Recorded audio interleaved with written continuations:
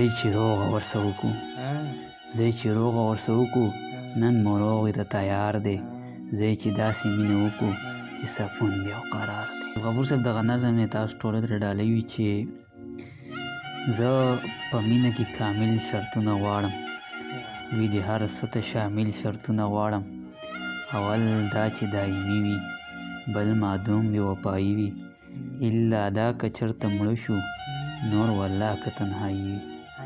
په محبوب حسن تمام وي، زه هر حالت کې خوښ یم، خیر کثیر مې ګریوان وي، یو د مینې تسلسل وي، لا نهایه وي روان وي، زه کله چې رابلم را سره خوا کې هر آن وي.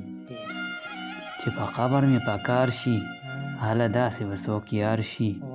که دا شرط مې ورته ووی بیا به هر څوک په انکار شي. چې جواب ورکړي نکیر له هم کړي ختم زما ویر له.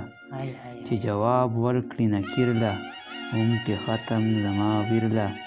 بیا چې ورځ د قیامت راشي هر څه قاپه شي خو بیا شي.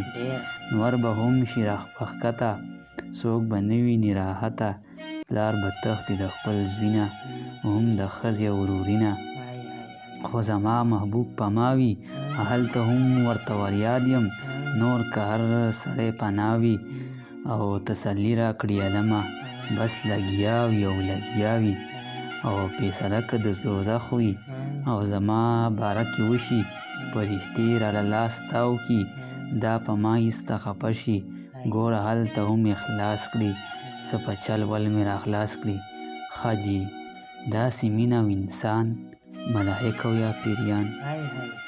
ښه داسې مینه او انسان ملایک او یا پیریان دا محال په دې جهان نه یو ذات داسې شته دی په دې ټول صفات پوره دی.